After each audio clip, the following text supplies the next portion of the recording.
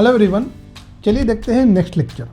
आज के लेक्चर में हम देखेंगे single phase control rectifier by using the RL load, जो कि बहुत इंपॉर्टेंट टॉपिक है। ठीक है, इसके पहले हमने आरएल लोड देखा था विद द डायोड भी, डायोड के साथ आरएल लोड देखा था और फॉर द हाफ वेव। अगर आपको वो कंसेप्ट समझ में आ गया तो this is very easy for you. इसमें बस थोड़ा समझ के आपको अल्फा पे आपको एंगल फायर करना है और उसके बाद डेरिवेशन तो सेम रहेगा। ठीक है, हमारे देखेंगे एवरेज वैल्यू, आरएमएस वैल्यू कैसे आती है। ठीक है, जो कि इतना इंपॉर्टेंट नहीं है जितना कि करंट का डेरिवेशन है। ठीक है, करंट का वेव फॉर्म जो रहेगा वो साइन वेव नहीं रहेगा। आउटपुट करंट जो है, जो कि आना चाहिए आपका सेमी सर्कल, और वो सेमी सर्कल ना होते हुए वो असिमेट्रिकल पिकी हो जाता है। वो क्यों होता है उसका डेरिवेशन में देख लेंगे, बिकॉज उसमें दो टर्म है, exponential sinusoidal transient term and sinusoidal term. ठीक है, तो सबसे पहले तो शॉर्ट में इसका डेरिवेशन देख लेते हैं, शॉर्ट में इसका वर्किंग देख लेते हैं एक बार। So during the polarity of cycle thyristor will become forward bias. इसके बाद कंडक्शन ऑन नहीं होगा जब तक आप फायरिंग एंगल नहीं दे दोगे उसको। So when the pulses are firing pulses are given, suppose the thyristor is on at this duration. Okay, इसके बाद this is your firing angle. Okay, so इस ड्यूरेशन में क्या होगा, inductor will get fluxed. Okay, so यहाँ पे इसका working stop होना चाहिए था, इसका यहाँ वर्किंग स्टॉप नहीं होगा बिकॉज इंडक्टर ने जो एनर्जी स्टोर की है वो भी रिलीज करेगा। So that will make the current flowing through diode continuous. जब तक एनर्जी पूरी रिलीज नहीं कर देगा इंडक्टर, तब तक थैरिस्टर में से करंट फ्लो होता रहेगा। बिकॉज आप थैरिस्टर को ऑन कर सकते हो, ऑफ आपके हाथ में नहीं है। ट्रिगरिंग पल्स से आपका थैरिस्टर ऑन होगा, ऑफ होने के लिए अलग अलग कम्युनिकेशन टेक्निक्स है।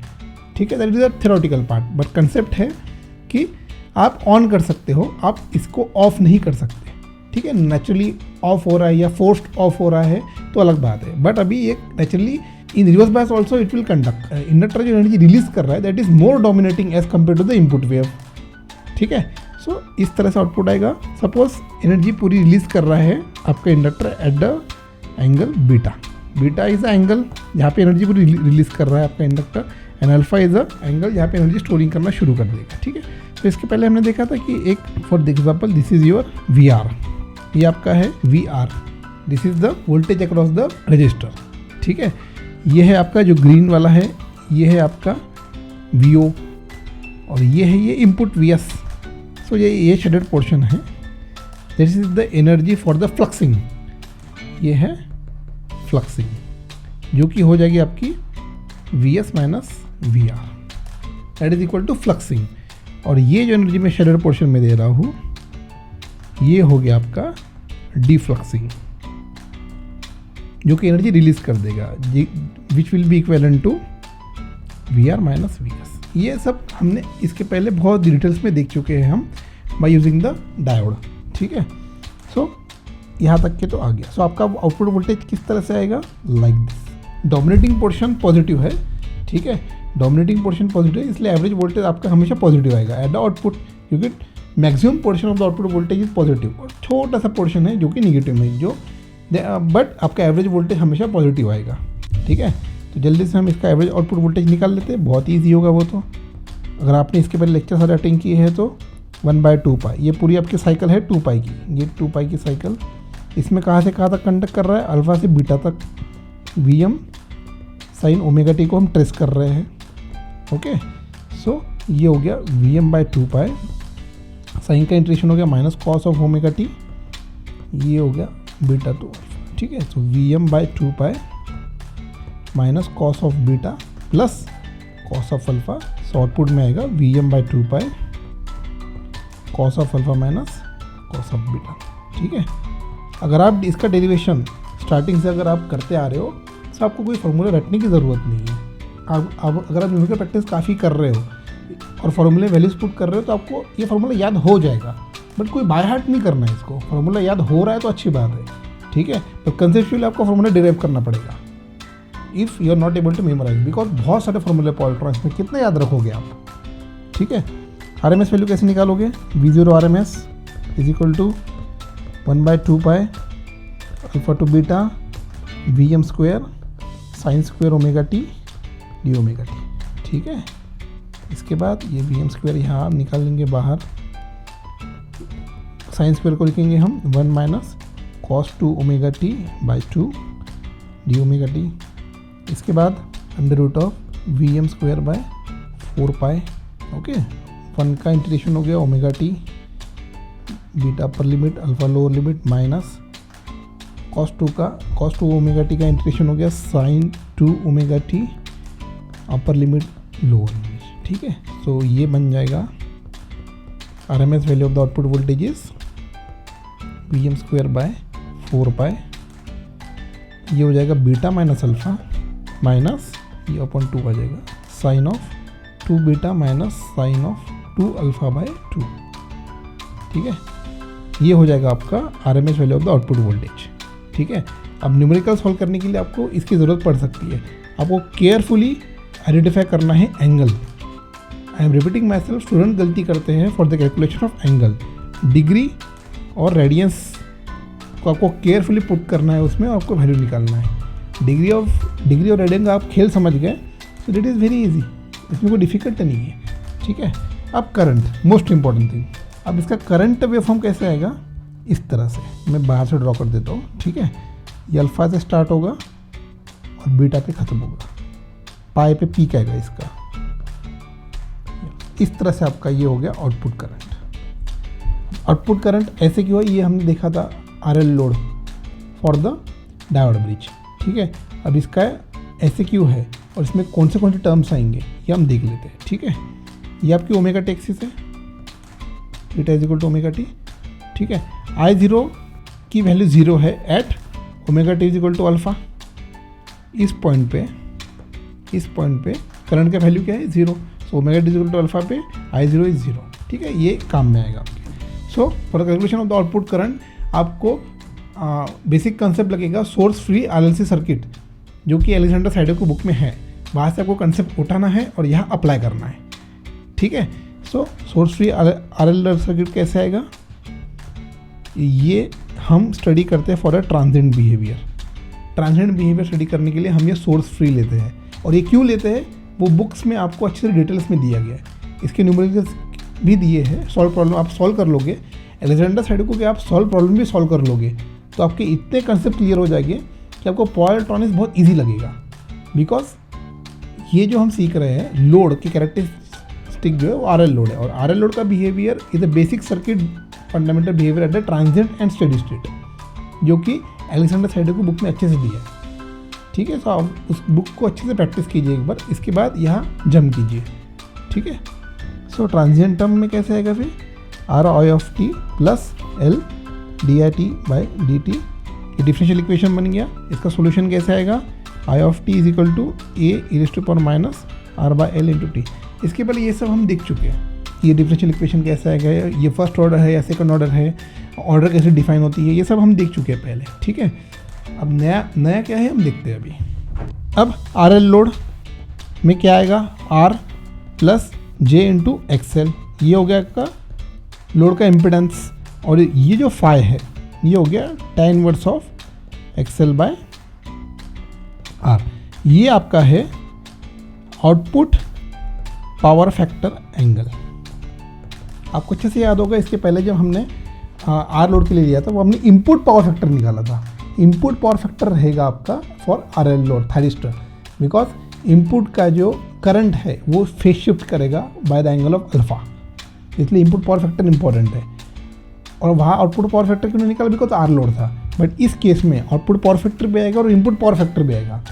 इनपुट करंट भी आपकी फेज शिफ्ट होगी और आउटपुट का भी पावर फैक्टर अलग से निकालना पड़ेगा आपको। सो दो पावर फैक्टर है इसमें, input power factor and output power factor, ठीक है। ये जो फाई tan इनवर्स XL/R है ये आपका आउटपुट पावर फैक्टर है, ठीक है।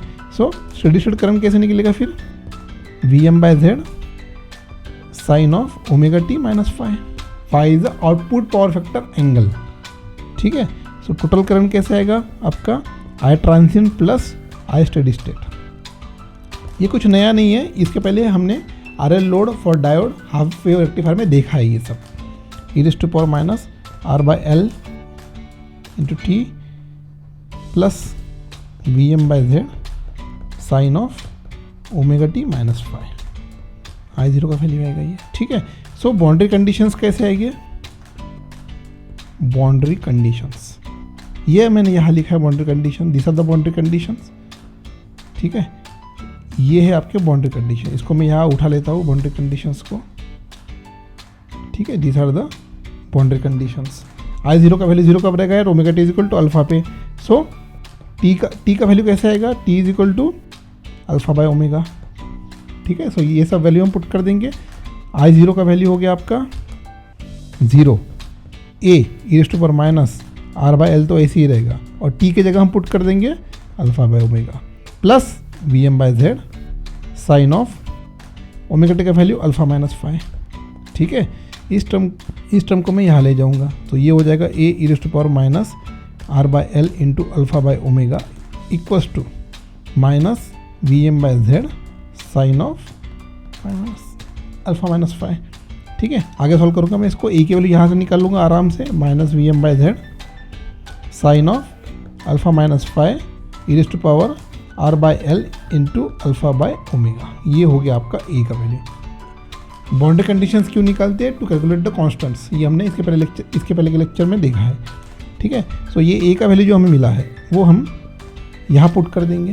ठीक है, तो इक्वेशन कैसे बन जाएगा आपका, I0 equals to minus V M by Z sine of alpha minus five R by L into alpha by omega plus V M by Z sine of omega T minus five. अच्छा, एक term हमने यहाँ miss कर दी है, यहाँ पे आपका e to power minus R by L into T B है। ठीक है, ये है, और ये पूरा है आपका, ये सारा है आपका ए का वैल्यू, और ये टर्म तो पहले से थी।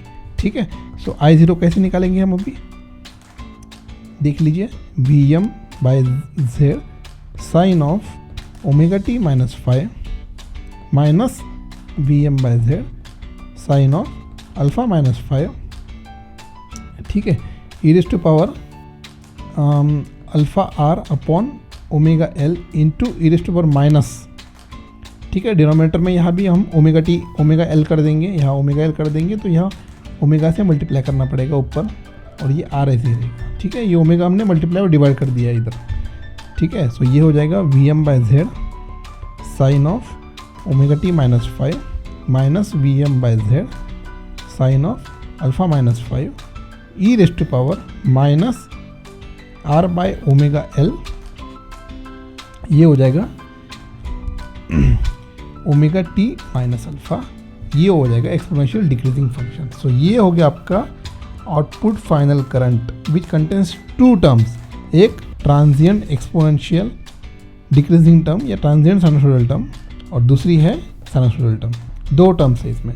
जो हमने आर लोड में देखा था सबसे पहले, उसमें करंट की वैल्यू क्या आई थी, simply V M by Z. R L load हमने जो देखा था उसमें भी करंट की जो है असिमेट्रिकल पी की वेव थी। सो उसमें क्या 0 से स्टार्ट हो रहा था, उसमें हमारी करंट की वेवफॉर्म में 0 से स्टार्ट हो रही है। इस केस में करंट की वेवफॉर्म वो अल्फा से स्टार्ट हो रही है। उस केस में क्या था हमारा वी एम बाय जेड हमने निकाला था sine of omega T minus five plus sine of minus R by L into T, इस फॉर्म में आया था। इसमें भी दो टर्म से एक्सपोनेंशियल है, साइनसॉइडल टर्म, तो इसीलिए that's why the current is like this. Pi पे पीक करेगा ये, इसके बाद बीटा पे 0 हो जाएगा और अल्फा पे भी 0 हो जाएगा। ठीक है, so this study of this Peaky current is very important. ठीक है, ये हो गया आपका, ये आपको समझ में आ गया तो यू कैन, आप न्यूमेरिकल को अभी हाथ लगा सकते हो।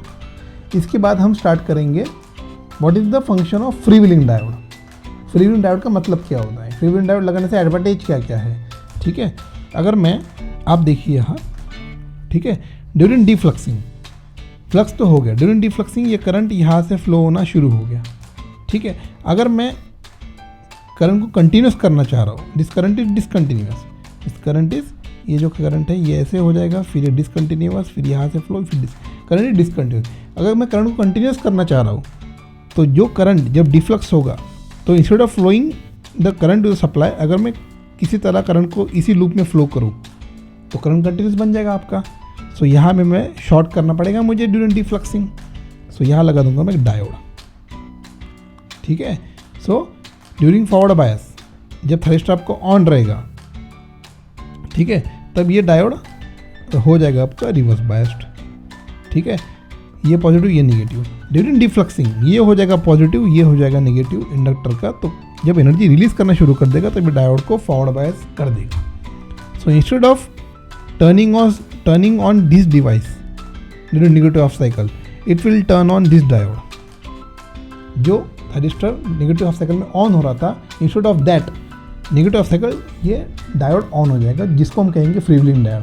और इस फ्रीव्हीलिंग डायोड की वजह से ही आपका जो आउटपुट करंट है वो कंटिन्यूस रहेगा, और हमें कंटिन्यूस करंट ही चाहिए। डिसकंटिन्यूस करंट से आपके इनपुट में जो है हार्मोनिक्स इंट्रोड्यूस होती है, but we want pivot sine at the input. So धीरे धीरे हम एलिमिनेशन की तरफ जा रहे हैं कि how we can get the good power quality at the input when we are using the rectifiers. इसमें फर्स्ट स्टेप है, हम करंट को पहले कंटिन्यूस कर देंगे। कंटिन्यूस करंट का इंपॉर्टेंस काफ़ी है, जो कि होगा फ्रीव्हीलिंग डायोड के साथ। फ्रीव्हीलिंग डायोड का हम थोड़े कैरेक्टरिस्टिक्स देखेंगे, फ्रीव्हीलिंग डायोड का यूज़ देखेंगे, कुछ लिख लेंगे पॉइंट्स फ्रीव्हीलिंग डायोड के बारे में, और फ्रीव्हीलिंग डायोड का वर्किंग देखेंगे, and we will make our current continuous. ठीक है, इसके बाद we will move to bridge rectifiers, control bridge rectifier. उसमें हम देखेंगे सेमी कंट्रोल्स, उसमें हम देखेंगे RL लोड के साथ। ठीक है, controlled bridge rectifier with RL load. ठीक है, I hope you are liking the lecture series. हम काफ़ी डिटेल्स में ले रहे हैं ये सब। हम इसके न्यूमेरिकल भी सॉल्व करेंगे धीरे धीरे, पहले सब कंसेप्ट एक जगह पे जमा कर लेंगे हम सीखने के बाद, उसके बाद हम धीरे से न्यूमेरिकल सॉल्व करेंगे। ठीक है, आपको कोई दिक्कत नहीं होगी। If you have any doubt, any queries, any suggestions, please write your comments, please write your suggestions in the comment section. Please like the video, subscribe the channel. See you soon. Thank you.